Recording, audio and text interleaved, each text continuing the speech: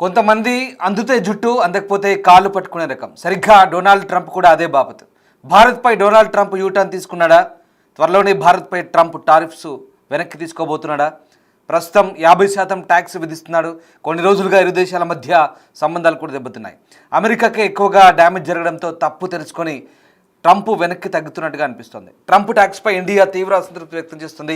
అమెరికాలోనూ Trump తీరుపై తీవ్ర విమర్శలు వస్తున్నాయి. దీంతో వైట్ హౌస్లో భారత్ సంబంధాలు పూర్తిగా కట్ అయ్యాయి. స్వయంగా ట్రంప్ ఫోన్ చేసినా మోదీ పట్టించుకోలేదు. ఇటీవల చైనా టూర్కు ప్రధాని మోదీ వెళ్లారు. అప్పటి నుంచి ట్రంప్ వెనక్కి తగ్గుతున్నారు. తాజాగా ప్రధాని మోదీ గురించి అమెరికా అధ్యక్షుడు ట్వీట్ చేశారు. మోదీ గొప్ప ప్రధానమంత్రి అంటూ, తనకు మంచి మిత్రుడంటూ సోషల్ మీడియాలో పోస్ట్ పెట్టాడు. అయితే ట్రంప్ పోస్ట్పై ప్రధాని మోదీ స్పందించారు. ట్రంప్కు విశేష్ చెప్తూ మళ్ళీ ఆయన ట్వీట్ చేశారు. ట్రంప్ ట్వీట్కు మోదీ కూడా వెంటనే స్పందించడంతో మళ్ళీ సంబంధాలు మెరుగుపడుతున్నాయంటూ విశ్లేషకులు భావిస్తున్న పరిస్థితి. ఇక త్వరలోనే భారత్పై 25% అదనపు టారిఫ్ను ట్రంప్ వెనక్కి తీసుకుంటాడంటూ ఊహాగానాలు వెల్లువెత్తున్నాయి. సో మొత్తం మీద ప్రధాని మోదీని తన ఫ్రెండ్ అంటూనే మరోవైపు అంతర్జాతీయంగా ఇండియా పరువు తీస్తూ వివాదాస్పద వ్యాఖ్యలు చేస్తున్నారు ట్రంప్. అంతేకాదు 50% టారిఫ్లు విధించి భారతదేశ విదేశాంగ వ్యాపార వాణిజ్యాన్ని దెబ్బకొడుతూ ట్రంప్ చేస్తున్న చర్యలు మనకైతే ఎన్నో సమస్యలు తెస్తున్నాయి. అలాంటి ఆయన ఇప్పుడు యూటర్న్ తీసుకొని ప్రధాని మోదీని మెచ్చుకోవడం వెనుక పెద్ద కుట్రే దాగున్నట్టుగా అర్థమవుతుంది. ఇక వైట్ హౌస్లో తాజాగా మాట్లాడిన ట్రంప్ ప్రధాని మోదీకి తన మంచి ఫ్రెండ్ అన్నారు. మోదీతో స్నేహాన్ని ఇష్టపడతానని, అయితే ఇప్పుడు చేస్తున్న దాన్ని తాను మాత్రం ఇష్టపడట్లేదంటూ మళ్ళీ ప్రధాని మోదీ మెప్పు పొందేందుకైతే ఎత్తిస్తున్నారు. ఇంకా ఏమన్నారో చూద్దాం. ఇండియా అమెరికా మధ్య ప్రత్యేక అనుబంధం ఉంది. దాని గురించి ఎలాంటి ఆందోళన అక్కర్లేదు.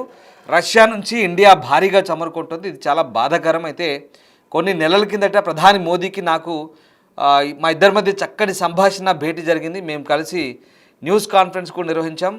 అంతా బాగా జరిగింది. ఇదిగో ఈ రోజ్ గార్డెన్ సాక్షిగానే మేము ఇద్దరం కలిసి మీడియా సమావేశం చేశామంటూ మోదీకి దగ్గరయ్యే ప్రయత్నం చేశాడు ట్రంప్.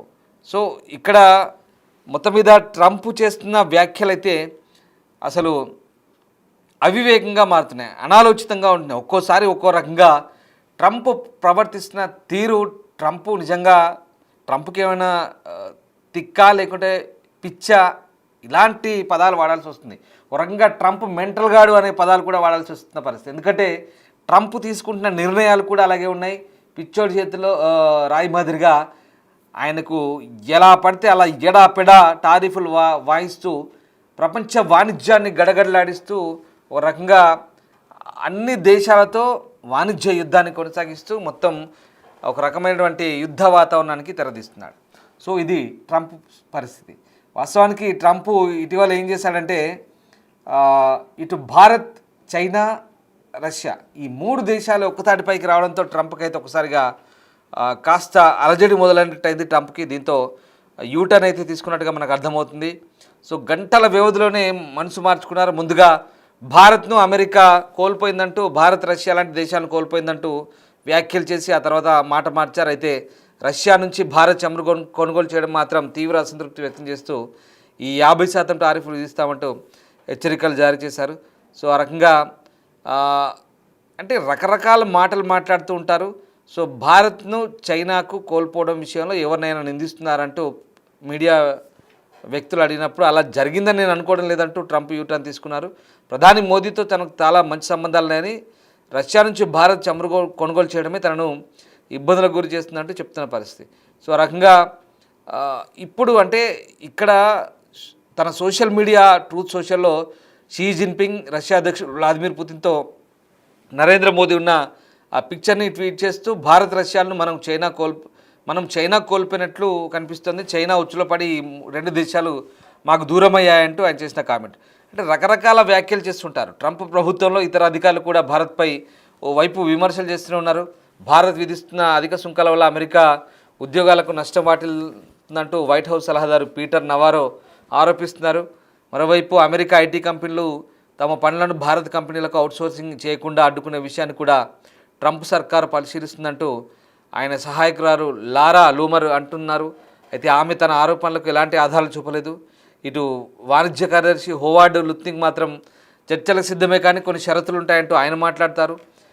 భారత్ తమ మార్కెట్ని ఇంకా తెరవాలని అనుకోవడం లేదు. రష్యా నుంచి చమురు కొనడం ఆపాలి, బ్రిక్స్ కూటంలో భాగస్వామ్యం మానుకోవాలి, అమెరికా డాలర్కు అతిపెద్ద క్లయింట్ అయిన అమెరికన్ వినియోగదారుడికి మద్దతు ఇవ్వండి, లేదంటే 50% టారిఫ్లు ఇస్తామంటూ ఇతను మాట్లాడతాడు.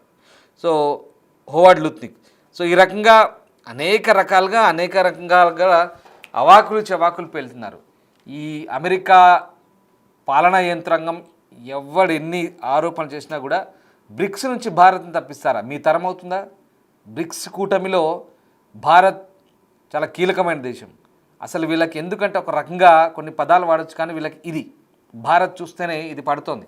ఎందుకంటే బ్రిక్స్ కూటమి ద్వారా అమెరికన్ డాలర్కు పోటీగా అసలు వీడి పెత్తనం ఏంటి, ఈ అగ్రరాజ్యం పెత్తనం ఏంటి, అన్ని చోట్ల వేలు పెట్టి తగుదునమ్మా అంటూ అన్ని చోట్ల నేను వచ్చి కూర్చుంటానంటూ ప్రతి దానికి వీడి పెత్తనం ఏంటంటూ నీ డాలర్తోనే కదా నీ అహంకారం, నీ బలుపు అంటూ నీ డాలర్ విలువ తగ్గించే ప్రయత్నం చేస్తామంటూ భారత్ ఎప్పుడైతే కామెంట్ చేసిందో తద్వారా అప్పటి నుంచి అమెరికాకు వణుకు పుడుతోంది. భారతదేశం అనుకున్నంత పనిచేస్తే మళ్ళీ మా పరిస్థితి తారుమారయ్యే అవకాశం ఉంది అని భావిస్తున్నారు.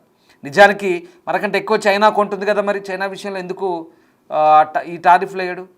మనకంటే ఎక్కువ ఇరాన్ కూడా కొంటుందిగా మనతో సమానంగా, ఎందుకు చేయరు? పాకిస్తాన్తో ఏదో బిజినెస్ సంబంధాలు అయినాయి, కొడుకు అల్లుడు ఉన్న ఆ సంస్థతో పాకిస్తాన్ క్రిప్టో కరెన్సీతో సంబంధాలు ఉన్నాయి. ఈ విషయాలు అమెరికా వల్లే బయట పెట్టారు. ఇది వ్యక్తిగత వ్యవహారాలు. అంటే అమెరికా అధ్యక్షపీఠం పెట్టుకొని తన వ్యక్తిగత ప్రయోజనాల కోసం పాకులాడుతున్నాడు ఈ వ్యక్తి. అహంకారం, ఏకపక్ష నిర్ణయం, అహంకారపూరిత ధోరణి. అసలు ట్రంప్ తీసుకునే నిర్ణయాలు పిచ్చోడి మాదిరిగా ఉంటాయి. పూటకో మాట, గడియకో మాట. అదే అందితే జుట్టు, అందకపోతే కాళ్ళు అన్న మాదిరిగా ఉంటుంది ట్రంప్ నిర్ణయం. అసలు ఈయన బ్రిక్స్ కూటమి నుంచి మనం తప్పుకోవాలంట. ఎంత వీళ్ళ వాదనలు చూస్తుంటే ఎంత విచిత్రంగా ఉందో. మనం టారిఫ్లు తగ్గించాలంటే రష్యా నుంచి మనం చమురు కొనుగోలు ఆపాలంట వీడి కోసం. ఇదంతా కూడా అసలు ఏమనుకుంటున్నారు? భారత్ చూస్తే వణుకు నిజంగా ఇది పడుతుంది వాళ్ళకి. ఎందుకంటే భారత్ స్వతంత్రంగా ఆర్థికంగా ఎదుగుతోంది, సైనిక పరంగా ఎదుగుతోంది, సాఫ్ట్వేర్ ఇంజనీర్లను తయారు చేస్తున్నాం, డాక్టర్లను ఇస్తున్నాం, అనేక బహుళజాతి కంపెనీలు, అనేక ప్రొడక్ట్స్. ఇవన్నీ ఒక ఎత్తు అయితే అంతరిక్షంలోకి నేరుగా భారత్ ఎవరి సహాయం లేకుండా వెళ్తుంది. చంద్రమండలంలోని సౌత్ పోల్ను కూడా భారత్ తాకింది. మీకు ఈ విషయం తెలిసిందే. ఇప్పటివరకు అమెరికా కూడా సాధ్యం కాలేదు.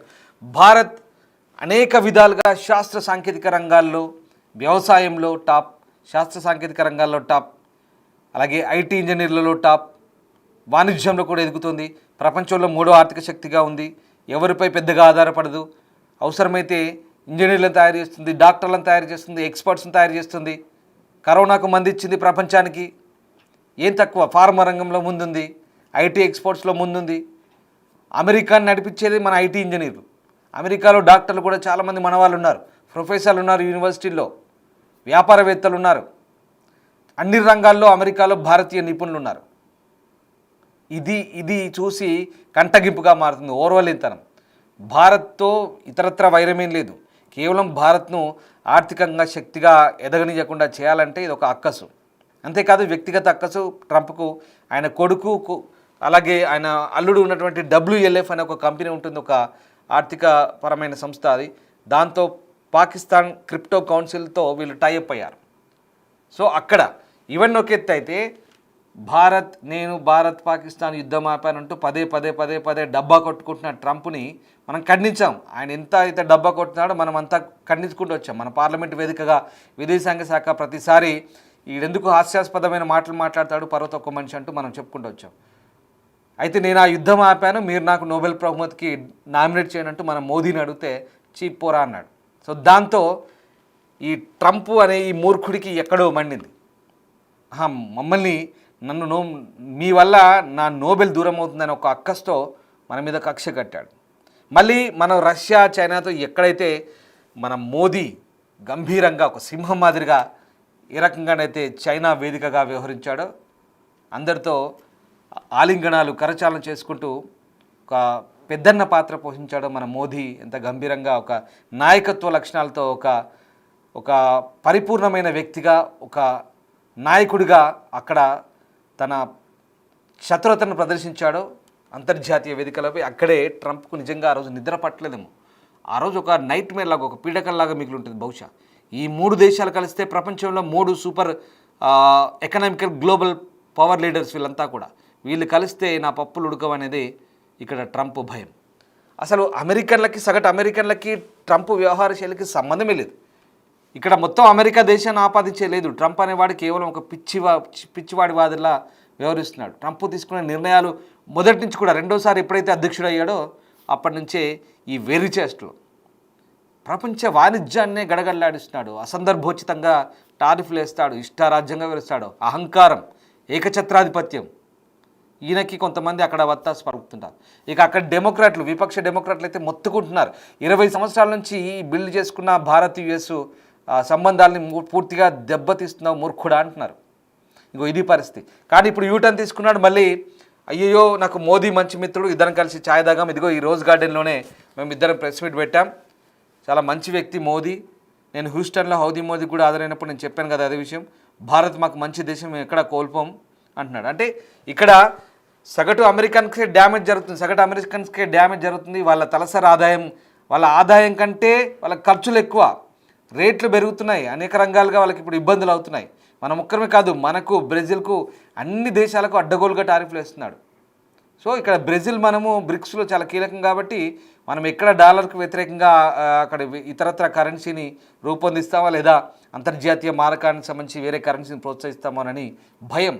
దాంతో వణుకు పుట్టి భారతదేశాన్ని పరోక్షంగా ఇలా టార్గెట్ చేస్తున్నారు, ప్రత్యక్షంగానే టార్గెట్ చేస్తున్నాడు. 50% వేస్తా అంటాడు, ఇష్టమైతే ఇంకో 50 వేస్తా అంటాడు. అప్పుడే మాట మారుస్తాడు, అప్పుడే మళ్ళీ దిగొస్తాడు. అయ్యో లేదు నాకు మోదీ మంచి మిత్రుడు, భారత్ మంచి మిత్రులు అని చెప్తాడు. ఏదేమైనా యూటర్న్ తీసుకున్నాడు. మళ్ళీ చెప్తున్నాను, అందితే జుట్టు, అందకపోతే కాలు. ఆ బాపతే ఈ ట్రంప్.